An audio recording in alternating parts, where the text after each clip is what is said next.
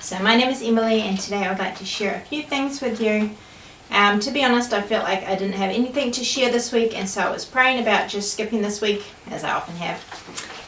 But as I was praying, I was writing down what I was praying about on this piece of paper. I realized that I did actually have a little list of things that I could share, and so I decided I'm just going to share them, even though it doesn't feel like much. And there's a Bible verse which came to my mind when I was thinking about that.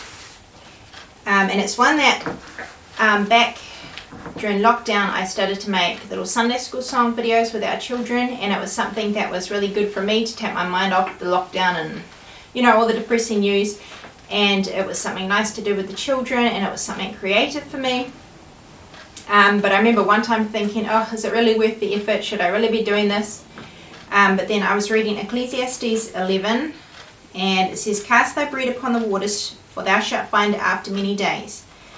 And then in verse 4 it says, "He that observeth the wind shall not sow, and he that regardeth the clouds shall not reap." So in other words, if you're looking at the conditions or the risks, or pretty much the risks, I guess, you won't do anything. And then in verse 5 it says, "As thou knowest not what is the way of the Spirit, nor how the bones do grow in the womb of her that is with child, even so thou knowest not the works of God who maketh all."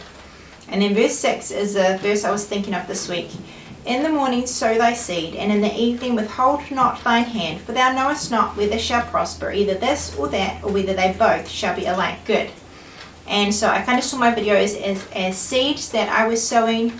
And for every video, you don't know if it's going to help anybody or if it's going to touch anybody, but this verse says just do it anyway, because you don't know, God may use it. And so I thought about that this week. I thought I'm just going to do it, and I pray and hope that it will help somebody. But you just do it anyway, whether you know whether it will or not. So I hope that encourages you. If you do anything that sometimes you wonder whether you should do it or whether it's just a waste of time, just sow your seed and trust God to use it, because you have no idea how God might use it. So if you focus on the conditions or all the what ifs, then you'll never do anything. So one way of living frugally is to try to use up things in the freezer.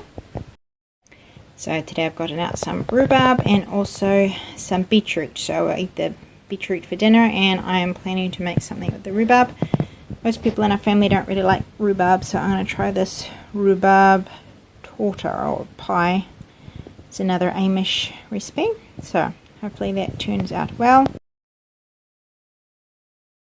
Also, another frugal living tip is to try to avoid having to have takeaways when you're not planning on it. So this afternoon I have a school meeting after school for Lydia, like a planning meeting, and last time I had one I didn't realize how long it was going to be, and it didn't finish until what time we would usually have dinner, and so we ended up having takeaways.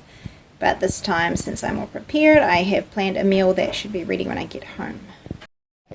So I put these in the slow cooker, which are some sausages with some red sauce, which is deviled sausage sauce, which I shared in one of my other videos as an easy meal idea.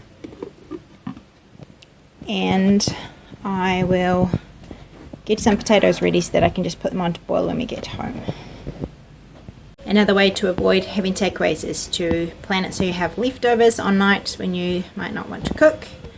Like to cook double and then have the other half the second night, or to be able to pull half a meal out of the freezer, or to have frozen pizzas in the freezer that you can use if you're not feeling well or something like that. It's nice to have takeaways sometimes, but if you would rather save that money, those are just some ideas of ways that you avoid getting takeaways. So for all my organising and preparing dinner, I got to school for the meeting and realised it's next week. I can't believe I got them mixed up.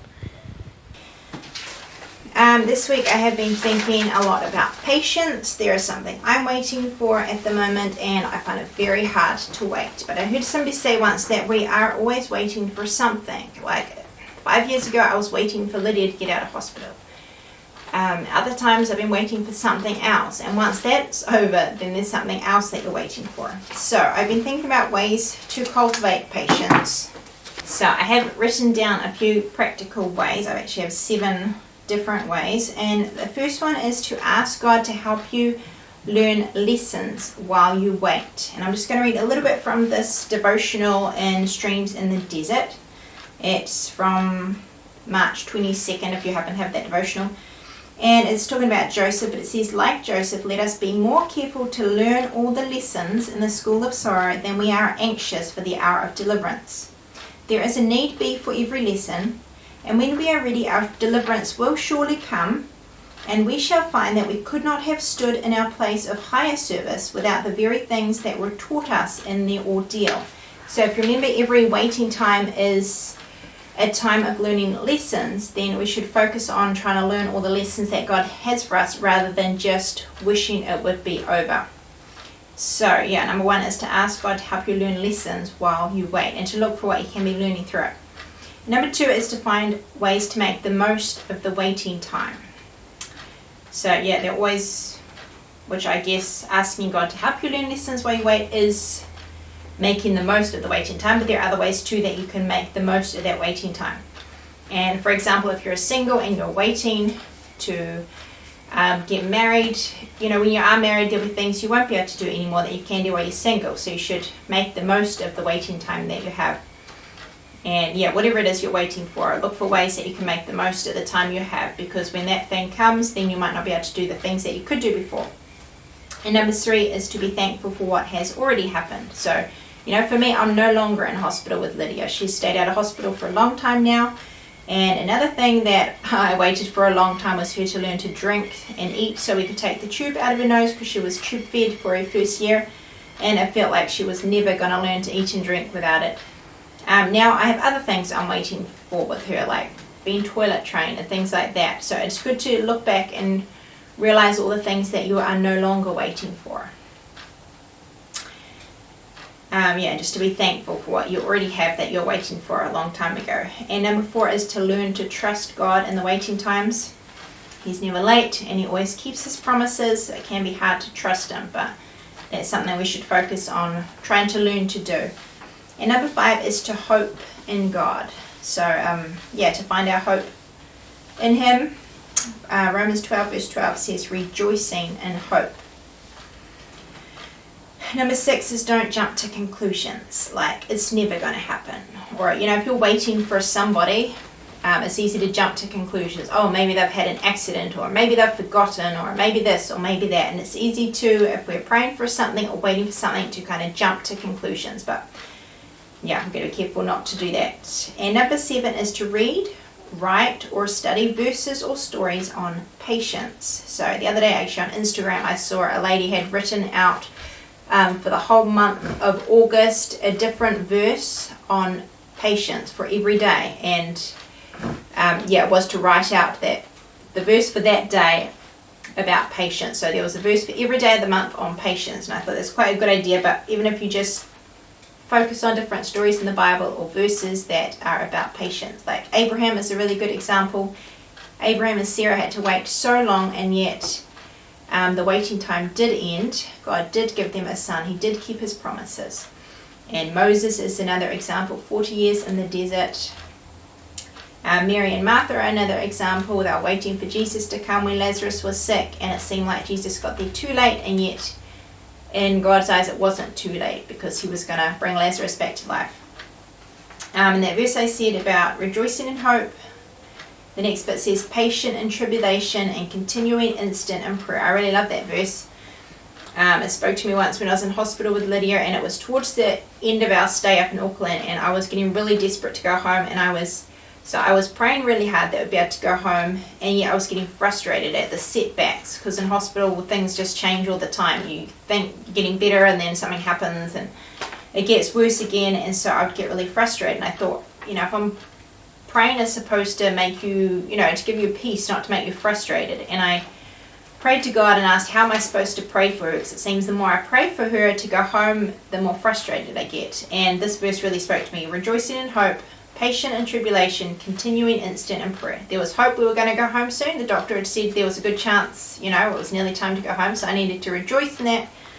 I need to be patient with all the setbacks, and I needed to keep on praying. So this is a verse that spoke to me over and over again since then, that we need to be rejoice and to be patient and to keep on praying. So those are some thoughts on patience.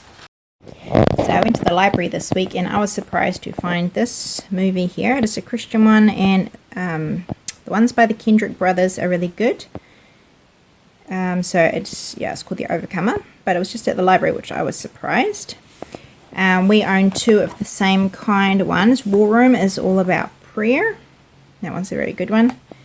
And this one is specifically for fathers, about, being a good father. But there are a few other ones. There is Flywheel. There is Facing the Giants. Fireproof, which is one about marriage. But you've probably heard of them already. But if you haven't, these movies are very good. Another thought I thought of while I was praying the other night, and that's about, the thought is about uncertainties. Like, I really don't like it when you don't know what's happening about something, when life is uncertain. And I remember something that a preacher has said. He said that one time he was, I think, in a meeting, and afterwards somebody invited him to go out for dinner, to have takeaways. And so this preacher had to follow this other guy, and only the guy in front knew where they were going. And so the preacher, he was following the other car, and so he had to be really careful to stay close to the other car, because if he lost the other car, he had no clue where to go.